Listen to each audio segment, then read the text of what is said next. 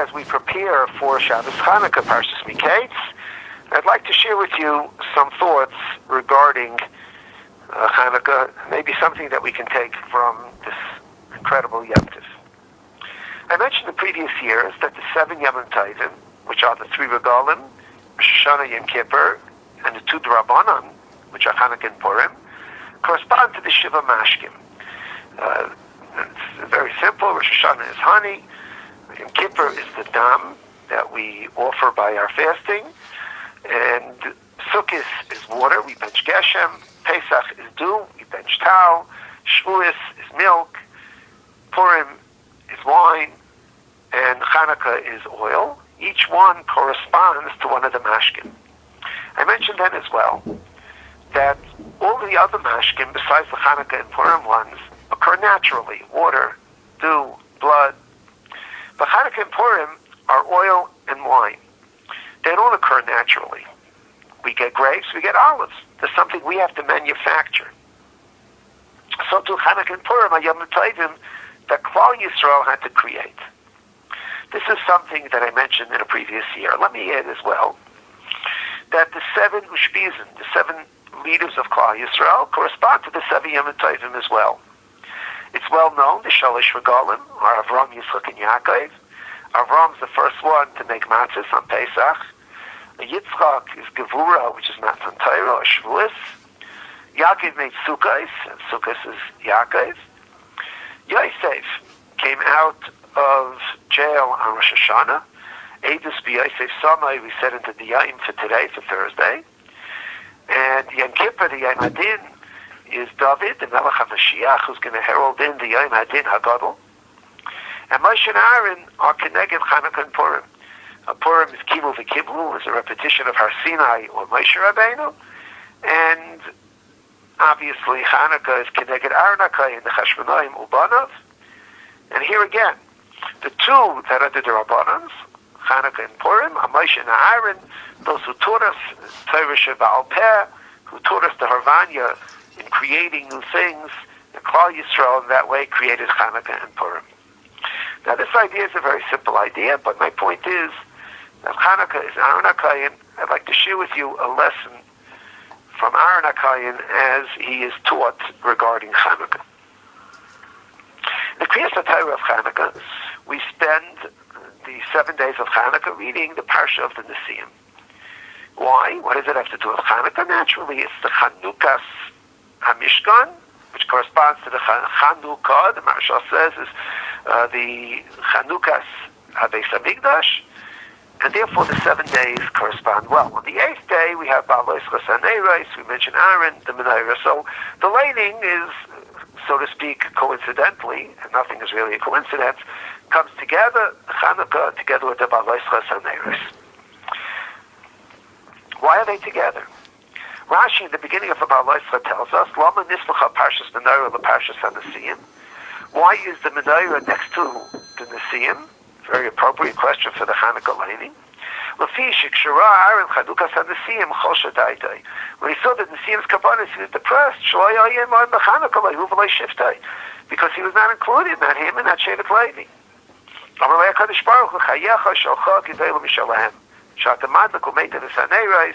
You have something even greater. You are going to be made to the Sanera. So this is Rashi that connects the 12 Nesiim, the 7 days of Kriyas HaTorah, with the Kriyas HaTorah says Chanukah, Ba'alois Chasanerais.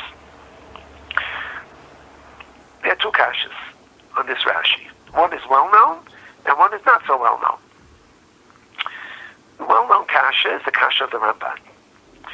Why did HaKadosh Baruch Hu choose the Menorah as that with which to be Messiah's Aaron HaKohen?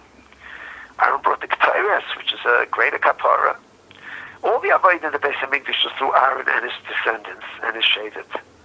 Why Dafka the Menorah? And that Ramban says is that this is really a remes to Chanukah.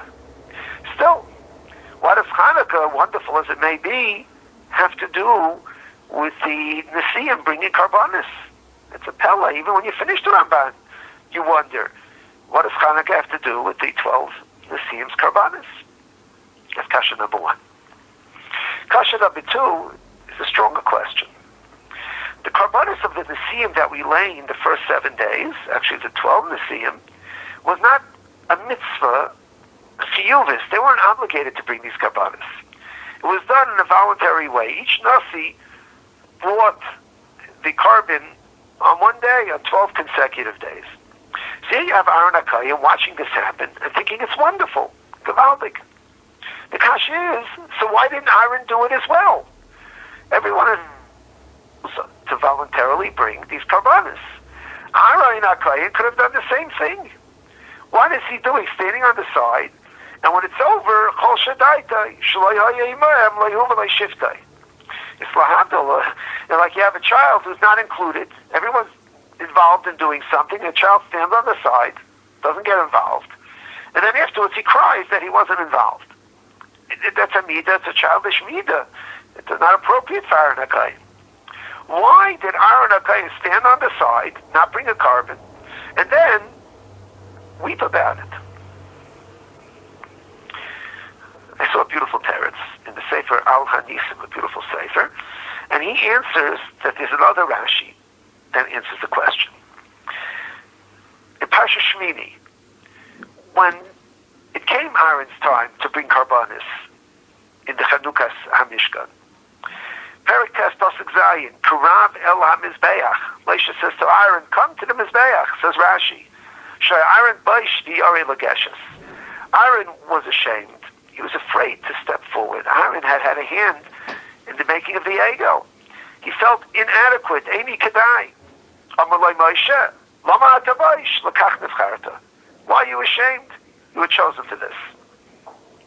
Aaron was ashamed to step forward at the Chanukah HaMishkan. He felt he's not Kedai. If this is the case, when he was commanded on the Yom HaShmini, certainly on the days previous, when Shvatim brought karbanis, Aaron felt Eini Kedai. He was Baish. He had the midah of Baishanus, and he felt he's not Kedai to bring a carbon, and that's why he was upset. Not that he was jealous, it's that he was upset, that he felt he's not Kedai, he's not worthy of bringing a carbon. That's the story of the laning. The 12 Shvatim bring, Aaron stays away, because he's Baish and he feels Eini Kedai. And then on the 8th day of Chanukah we read, the Rebbeinu Shalom tells him, Shalcha Gedayla B'Shalahem, I have something bigger.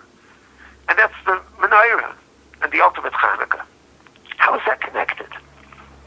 The answer is it a good midah to be Baish and say I'm not Kedai? Is that appropriate midah? Chazal teach us B'Shasa Mefazrin Kanais, B'Shasa Mechansim Bizarre, which essentially means it's a good midah to feel I'm not Kedai, I'm not worthy, I'm not on that level. It's a wonderful midah of Baishanus. But when there comes a time and no one is doing, then you have to put away that midah and step forward. And Aaron HaKohen teaches us that. Here, he's Baish. He doesn't step forward. There are 12 Nesiim bringing the karbanis. He says, Eini Kedai. It's a gewaldige midah to feel Eini Kedai. It's Aaron HaKohen, B'Ram L'Chaverai. The midah Baishanus. Shalcha Gedayla B'Shalahen. Aaron HaKohen.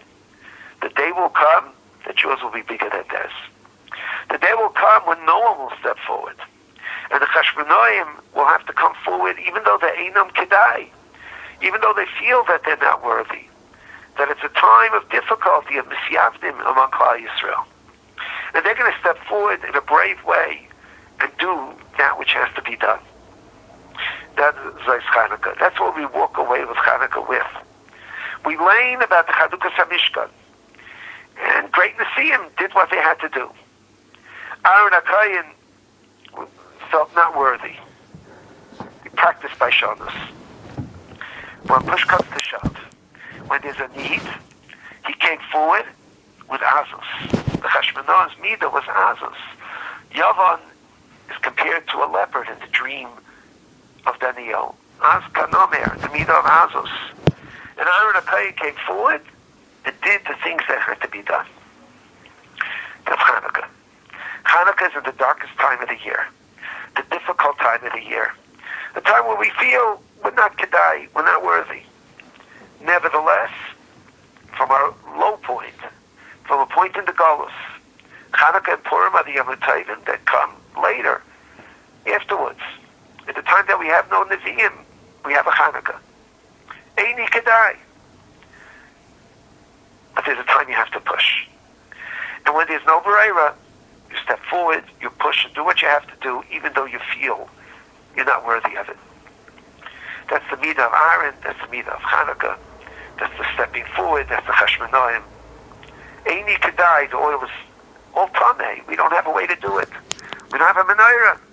We have to put together spears to make a menorah. You push and you do it. We're accustomed to pushing when it comes to Gashmias. We push to Parnasa. We push to save money. We push to earn money. And that's part of the Nisyanis of Olam Hazeh. Push when it comes to Ruchnias too. To push ourselves and do things that were... Let me share a second thought of the Chanukah. The Chanukah, we have an unusual din of kafsa ein zakukla.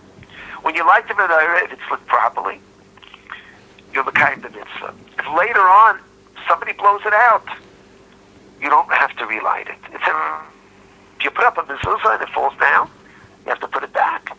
You put tzitzis on your beggar and they fall off, you have to replace them. But not by the menorah. There's a 30-minute time that the menorah has to burn. You light it. If it goes out during the 30 minutes, you're not obligated to relight it. Kafsa ein zakukla.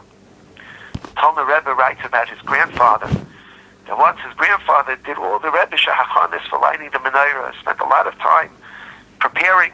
The Chassidim came and he lit the menorah. And yet before he could sing Rois, someone by and knocked over the menorah, extinguishing the flames. And the Rebbe said with great joy, now I could be mekayim the words of Chazal, Kafsa ein zakukla. An emunah that will mekayim the mitzvah, even if it doesn't keep on burning. Kafsa. What is the lesson of this? It's a lesson. It's a lesson that we have to do what we could do. We don't see the success on the second end, we still have to do what we have. We daven with our heart, a kavana, even if we don't. We learn, we push to understand. At the end, we have difficulty understanding. Kafsa, we have to push. Chanukah for the Yom Tovim of the dark. I'd like to end Shaila. The Shaila is printed in the Shiurim of Rabbi the Shabbos. In the Chanukah blot, I believe it's Daf Chof Beis, the author put in a notation underneath with the following Shaila that was presented to Rabbi Yashiv. Somebody arrived to light the menorah, I think it was an Erev Shabbos, and he only had a moment. He didn't have time to prepare a menorah, to prepare the oil, to do anything. He arrived at the last minute to a home where he was going to stay, and he had a minute to light the menorah. He had a great idea. The boss of the house had already lit his menorah earlier. So he had this idea, he'll go over to the menorah, blow out the flames, and then take a match and relight them. And he reasoned that, look, the Balabas had already done the mitzvah, kafsa ein zakukla. If it gets put out, the mitzvah is done. Now, after he blows, they will do the mitzvah with the same exact menorah. To me, it sounds like an incredibly genius way of resolving a very difficult problem and a difficult... As recorded in the Sefer, and as you know, we don't paskin halachas from these things that are recorded. But it's recorded there, Rabbi Yashiv's response was, Zehu shayla shel am haratzis. It's asked by an ignoramus. It's because to me it sounds like a good shayla. Ashkafa, I know, everyone will tell me, Ashkafa, you blow it out to light it, why? Okay, I'm talking halacha. I don't know. Okay. Shabbos table.